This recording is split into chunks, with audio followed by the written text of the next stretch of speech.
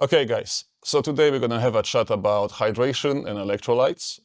Let's start with electrolytes. What exactly are they and what do they do? Well, electrolytes are generally sodium, chloride, potassium, magnesium, and they are your body's electric wiring. They give charge to the water that you drink and they control where the water goes, either inside of your cells or outside of your cells. The two that you lose the most throughout of a day while exercising is sodium and chloride. And that's also the ones that you will literally find anywhere in food, mostly.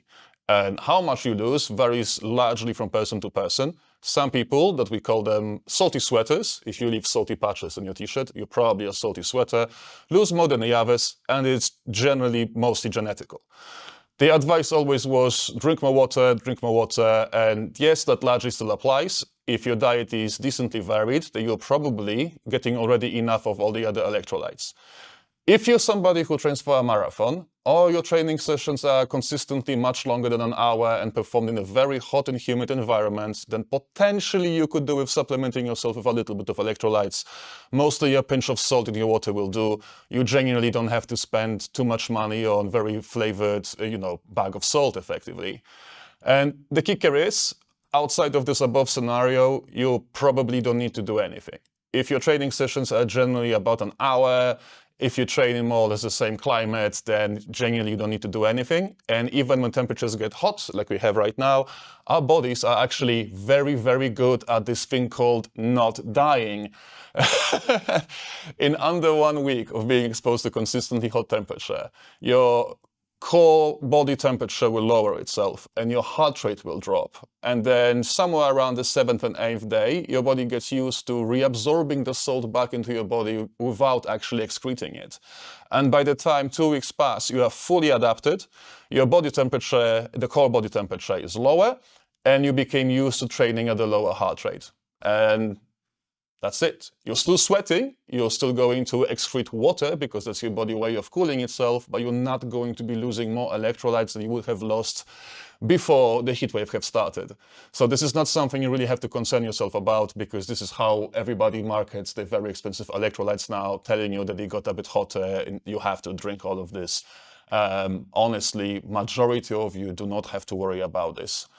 So how much water should you really drink? The fact is that most of the numbers you see floating about are completely arbitrary. They kind of a general rule of thumb be somewhere about 2 liters. But also, fun fact, 20% of all of the fluid intake that you have throughout of the day will most likely come from your food. So if you are concerned about being dehydrated, the things to really look for is the changes in the color of your urine. I mean it. We do literally have a chart. I gave it to people who we train for marathons. The paler it is, the better. So pale, bright yellow, good to go. Once it starts getting darkish yellow, you're probably getting dehydrated. Amber, you are dehydrated.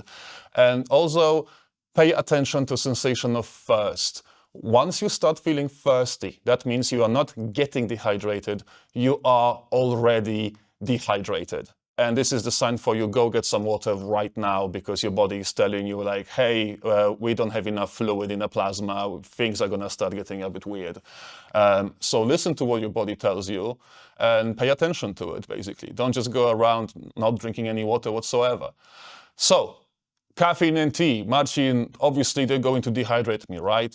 Well, no, as long as you're sensible about it. So somewhere up to 3, 4-ish cups of tea or coffee will absolutely not make a dent in how hydrated you are, because the fluid you are consuming with it will more than replace of what you could possibly excrete.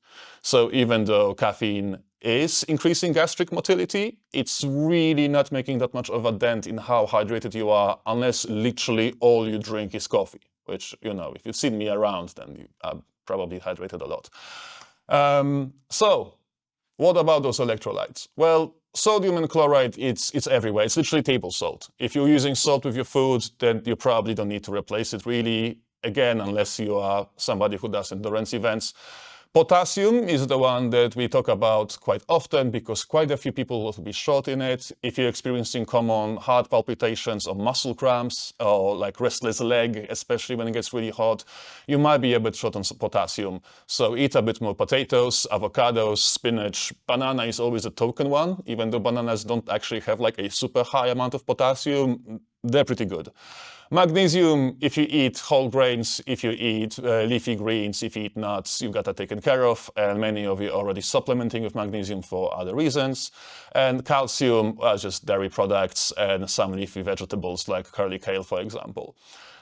So in general, listen to your body, take a look at the color of your pee. You don't have to spend a lot of money. You don't have to worry about changes in temperature. Your body is really, really good at regulating what it does.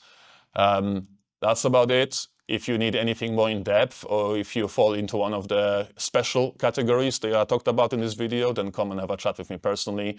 If you're running marathons, we've already talked about it. Yeah, that's about it.